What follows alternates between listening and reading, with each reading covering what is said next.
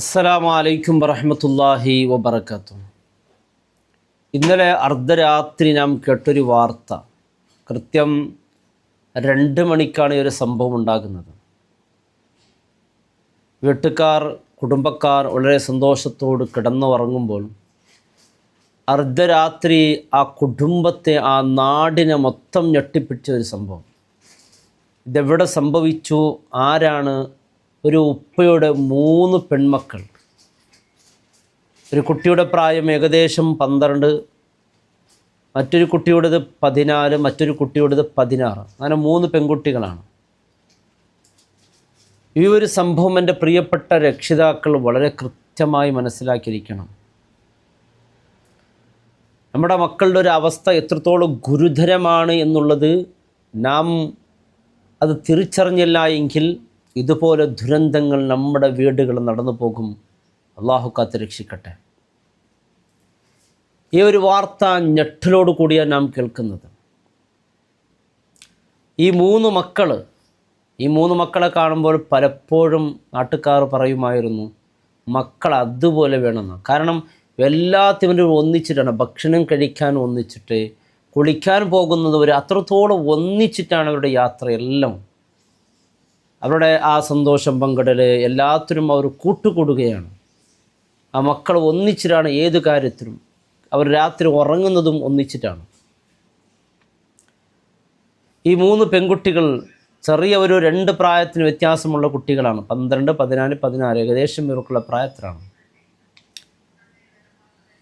ഒരു കുടുംബത്തെ ഞെട്ടിപ്പിക്കുന്ന അർദ്ധരാത്രി ആ കുടുംബത്തിൽ നിന്ന് കേട്ടൊരു ശബ്ദം എൻ്റെ പ്രിയപ്പെട്ടവരെ, കതക് തുറന്നു നോക്കുമ്പോൾ വല്ലാത്ത വേദനിപ്പിക്കുന്ന സംഭവമാണ്.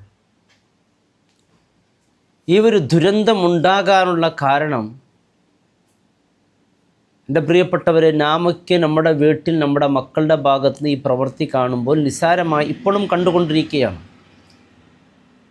അത് തന്നെയാണ് ഈ കുടുംബത്തിൽ ദുരന്തമുണ്ടാകാൻ കാരണമുണ്ടായത്. കോവിഡ് വന്ന സമയത്ത്, COVID-19 ആ സമയത്ത്, അതിൻ്റെ മുമ്പൊക്കെ രക്ഷിതാക്കൾ കൂടുതൽ ജാഗ്രതരായിരുന്നു.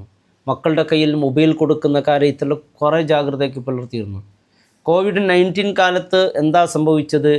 കുട്ടികൾക്ക് ഓൺലൈൻ ക്ലാസ് തുടങ്ങി. അപ്പോൾ ഒരുപാട് മാതാപിതാക്കൾക്ക് മൊബൈൽ അത്യാവശ്യമായി, കുട്ടികൾക്ക് മൊബൈൽ വാങ്ങിക്കൊടുക്കേണ്ട ഒരു സാഹചര്യം വന്നിരുന്നു. അതെയാണ് ഈ കുടുംബത്തിനും സംഭവിച്ചത്. കുട്ടികൾക്ക് പഠനാവശ്യം മൊബൈൽ വാങ്ങിക്കൊടുക്കേണ്ട ഒരവസ്ഥ വന്നിരുന്നു.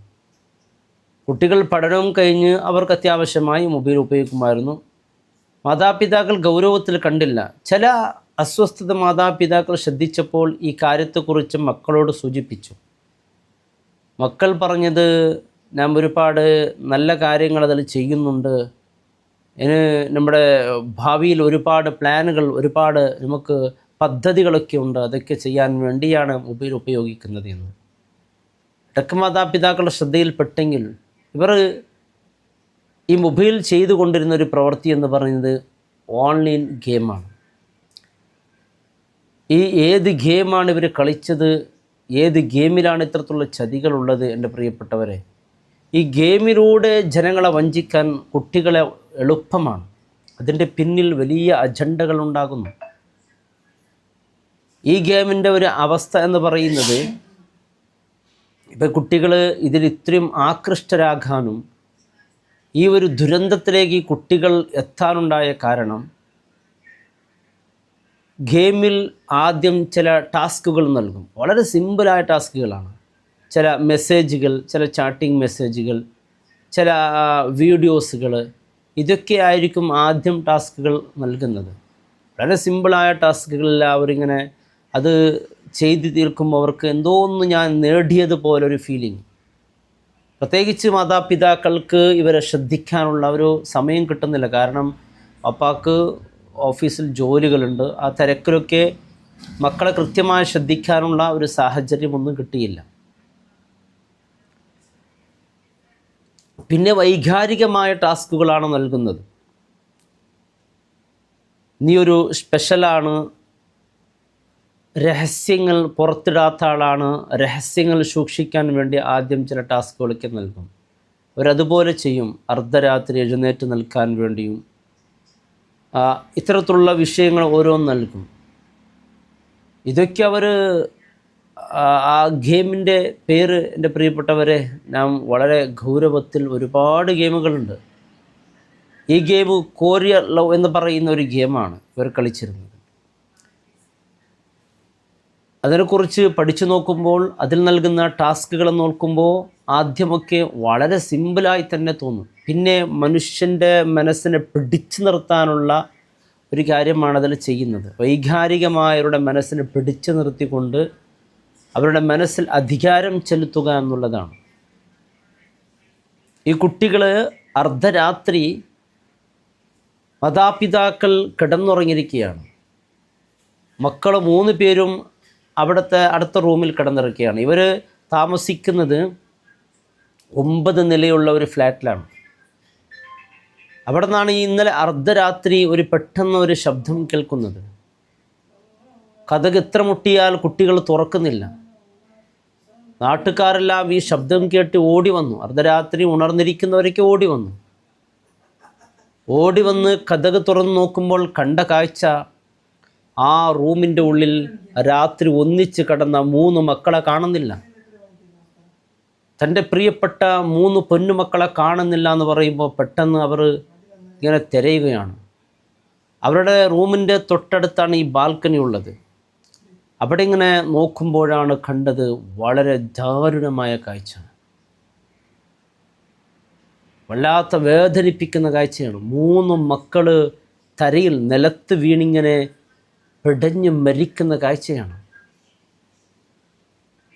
3 പേരും ഒന്നിൻ്റെ പിറകെ ഒന്നായിട്ടിങ്ങനെ ചാടി അവർ ജീവൻ ഇല്ലാതെയാക്കിയിരിക്കുകയാണ്.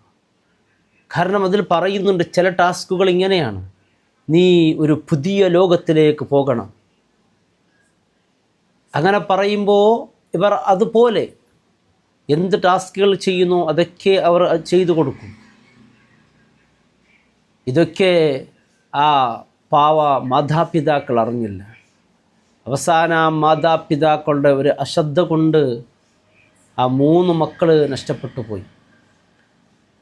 നമ്മുടെ പ്രിയപ്പെട്ട മക്കളുടെ കൈകളിലോ കാലുകളിലോ എന്തെങ്കിലും മുറിവുകൾ, പാടുകൾ വന്നിട്ടുണ്ടെങ്കിൽ ശ്രദ്ധിക്കണം. ചിലപ്പോൾ അത് ടാസ്കിൻ്റെ ഭാഗമായിരിക്കാം. ശരീരത്തിൻ്റെ ഇന്ന ഭാഗം മുറിക്കണം, അല്ലെങ്കിൽ വേദനിപ്പിക്കണം എന്നൊക്കെ അതിൽ പറയും. പിന്നെ ഒറ്റപ്പെടുത്താൻ വേണ്ടി കൂടുതൽ ഇത്തരത്തിലുള്ള ഗെയിമുകൾ അവരെ ശ്രമിപ്പിക്കും.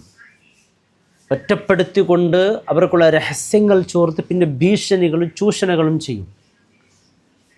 അങ്ങനെ നമ്മുടെ മക്കൾ ഇത്തരത്തിലുള്ള ഒരു വൈകാരികമായ മാതാപിതാക്കൾ അകപ്പെട്ട് ഇതല്ലാത്തൊരു ലോകമില്ല എന്ന രീതിയിൽ മക്കൾ മൊബൈലിലേക്ക് അഡിക്റ്റായിട്ടുണ്ടെങ്കിൽ അപകടം കരുതി വെക്കണം. ഈ മക്കൾക്ക് സംഭവിച്ചതാണ്. ആ മാതാപിതാക്കൾ ശ്രദ്ധിക്കാത്ത കാരണം കൊണ്ട് ആ 3 മക്കൾ നഷ്ടപ്പെട്ടു പോയി. നമ്മുടെ വീടിലും ഇതുപോലെ ദുരന്തമുണ്ടാകാതിരിക്കാൻ നമ്മുടെ പൊന്നുമക്കളുടെ കയ്യിലുള്ള മൊബൈലുകൾ കൃത്യമായി പരിശോധിക്കണം. ഈ ഒരു സംഭവം നടക്കുന്നത് ഉത്തർപ്രദേശ് ഗാസിയാബാദിലാണ്. ഈ ഒരു സംഭവം നടക്കുന്നത്. എവിടെ നടന്നാലും എൻ്റെ പ്രിയപ്പെട്ടവരെ, ഇതൊരു മാതാപിതാക്കൾക്കൊരു മുന്നറിയിപ്പാണ് ഈ ഒരു മെസ്സേജ്. അള്ളാഹു നമ്മുടെ പൊന്നുമക്കളെ എല്ലാ ദുശ്ചെയ്തികളിൽ നിന്ന് അള്ളാഹു കാത്ത് രക്ഷിക്കട്ടെ. അസ്സലാമു അലൈക്കും വറഹ്മത്തുള്ളാഹി വബറകാതുഹു.